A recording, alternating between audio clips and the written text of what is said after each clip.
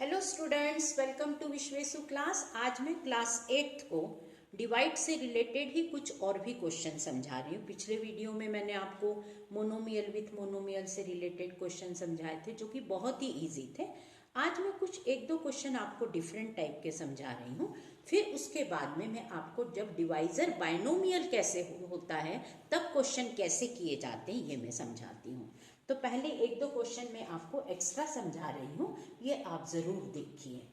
Question है divide का 3y³ divided by √3y। ऊपर वाला नंबर जो 3 है वो होल नंबर 3 है और नीचे वाला डिवाइजर जो है वो रूट में है। तो आपका एम ये नंबर को ये नंबर डिवाइड नहीं कर सकता है क्योंकि ये नंबर √3 में है और डिविडेंड में जो 3 है वो होल नंबर 3 है। ऐसे समय में आपका ये रहेगा कि आप 3 को एक्सपांड करो। कैसे करोगे? √3 इंटू √3 मिलाकर होल 3 बनता है, ध्यान रखिए। √3 इंटू √3 मिलाकर होल 3 बनता है और इंटू y³ तो एज इट इज वैसा ही रखिए। ध्यान रखिए यहाँ डिजिट रूट में था और ऊपर वाला जो डिविडेंड था वो होल नंबर 3 था। होल नंबर 3 को अगर आपको एक्सपांड करना होगा तो आप कैसे करोगे? √3 इंटू √3, इसको 2 बार कर दिया और y³ तो एज इट इज वैसा ही रहेगा। रूट का जो साइन है वो 3 के ऊपर है, y के ऊपर नहीं है, तो अपॉन √3 तो एज इट इज वैसा ही रहेगा और इंटू y वैसा ही रहेगा। अब आप क्या करोगे? ये √3 और ये √3 दोनों कैंसिल हो गए क्योंकि दोनों ही सेम है, √3 और ऊपर भी √3 है, डिनोमिनेटर में भी √3 है, तो ये √3 और ये √3 दोनों कैंसिल हो गए। अब आप देखिए y³ में से ये y की पावर 1 है, मतलब दोनों का बेस कॉमन है, तो y³ में से y1 निकल जाएगा तो बचेगा y⁻² बचेगा। तो आपका आंसर जो आएगा वो आएगा √3y²। ये आपका आंसर बनेगा। आप फिर से ध्यान रखिए क्वेश्चन किस टाइप का है। क्वेश्चन है 3y³ डिवाइडेड बाय √3y। यहाँ पर आप ध्यान दीजिए डिविडेंड में जो 3 है वो होल नंबर 3 है, होल पार्ट है 3 का, और डिवाइजर में जो 3 है वो रूट के अंदर है। तो आपका एम ये होना चाहिए कि अगर डिवाइजर जो है उसी टाइप से इसको भी आपको एक्सपांड करना है तो आप क्या करोगे? 3 को अगर एक्सपांड करना होगा तो √3 इंटू √3 आप कर दोगे तो ये एक्सपांड हो गया, क्योंकि √3 इंटू √3 √9 और 9 का स्क्वायर √3 होता है, आपको मालूम है। तो आप इसको कैसे एक्सपांड करोगे? √3 इंटू √3 कर दीजिए, तो ऊपर वाला √3 और नीचे वाला √3 दोनों कैंसिल हो गए, तो बचा आपका √3। अब यहाँ पर y की पावर 3 है, यहाँ y की पावर 1 थी, तो 3 में से 1 चला जाएगा तो y की पावर 2 हो जाएगी। तो आपका आंसर आएगा √3y²। इसी टाइप का एक और मैं सिंपल क्वेश्चन समझाती हूँ। इन क्वेश्चन को भी कैसे करना है ये आपको समझ में आना चाहिए। जैसे एक और क्वेश्चन मैं देती हूँ, यहाँ पर है √49 y²x और डिवाइडेड बाय है आपका 7xy। इस क्वेश्चन में भी आप क्या नोटिस कर रहे हो? ऊपर जो डिविडेंड है वो रूट के अंदर है, ऊपर वाला डिविडेंड जो है वो रूट के अंदर है, और आपको मालूम है कि √49 का स्क्वायर √7 होता है, क्योंकि 7 7 जा 49, तो मैं क्या करूंगी? इसका स्क्वायर √7 निकल गया, y² वैसे ही रहेगा, x वैसे ही रहेगा और अपॉन 7xy तो है ही, तो ये 7 और ये 7 कैंसिल हो गया। यहाँ पर x है और यहाँ भी x है, ये भी कैंसिल हो जाएंगे।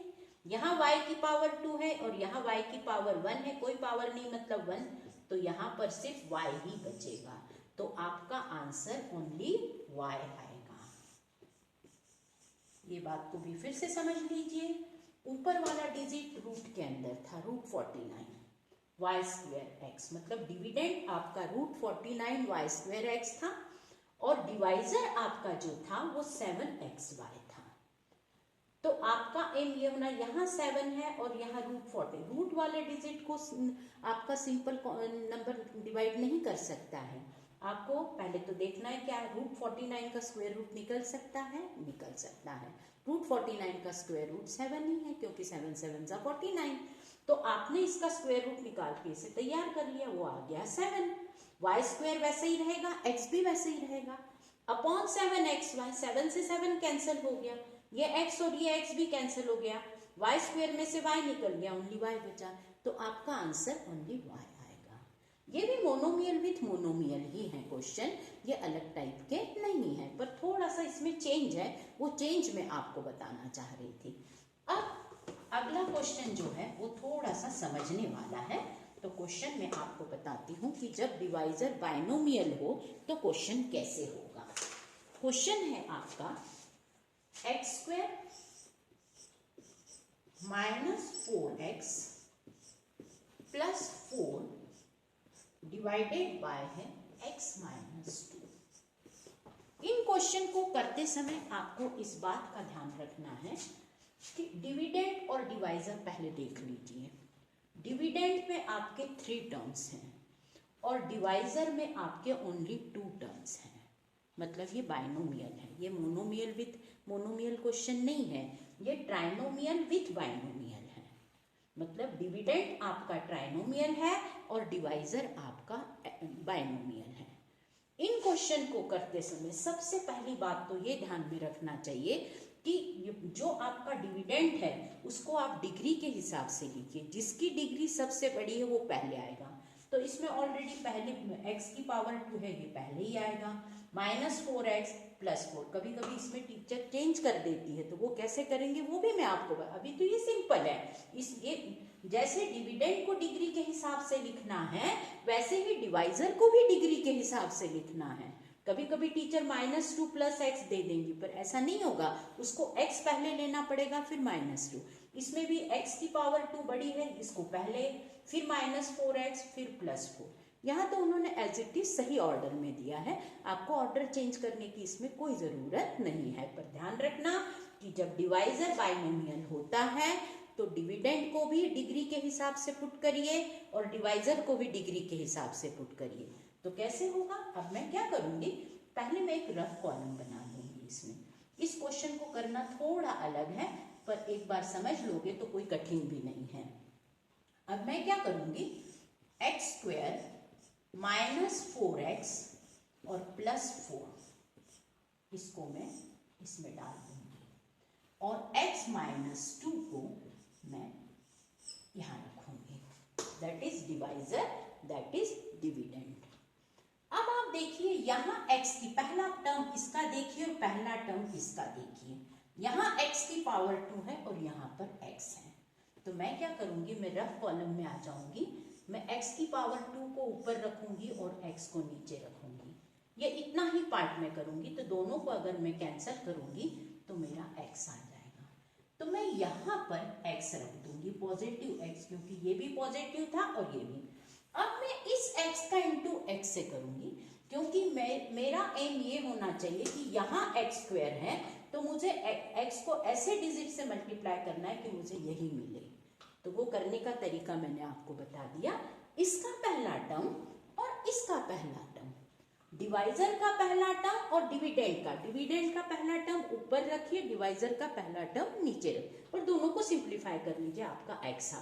इस x को आप यहाँ डाल दीजिए, इस x का इंटू आप x से करोगे तो x² आ गया है, मतलब आप सही इसमें चल रहे हो। ये भी प्लस था, ये भी प्लस था, लेकिन बाद में ये वाला माइनस बन जाएगा और दोनों कैंसिल हो जाए। अब इस x का इंटू आप इस -2 से भी करिए तो -2x आएगा। लाइक टर्म्स के नीचे लिखे जाएंगे, इस बात का ध्यान रखिए। ये -2x पॉजिटिव बन, माइनस है तो प्लस बनेगा, प्लस है तो माइनस, साइन लास्ट वाले का चेंज होगा, इसका नहीं।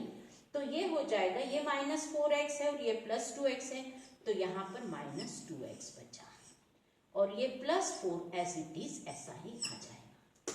इतना आपने कर लिया। अब आप फिर से देखिए, अब ये जो बचा डिजिट है इसमें पहला टर्म कौन है, -2x है।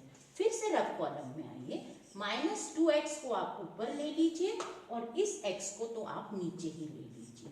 ये x और ये x कैंसिल हो गए तो बचा -2। अब यहाँ पर आप -2 लिख लीजिए। इस -2 का इंटू पहले x से करिए तो -2x आ जाएगा, यहाँ लिख दीजिए। इस -2 का इंटू इस -2 से करेंगे तो माइनस माइनस +4 आ जाएगा। अब इनके साइन मुझे चेंज करना है, ये माइनस है तो प्लस बनेगा और ये प्लस है तो ये माइनस, तो -2x और प्लस, ये साइन अब खत्म हो गया, इस साइन का कोई महत्व नहीं है। अब ये पॉजिटिव बन गया है तो दोनों कैंसिल हो गए।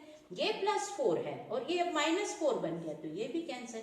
तो आपका इसमें क्वोशंट तो बनेगा x-2। आपसे टीचर पूछती है find its quotient and remainder, तो क्वोशंट बना x-2 और रिमाइंडर आपका 0 रहेगा, क्योंकि यहाँ पर सब कैंसिल हो चुके हैं।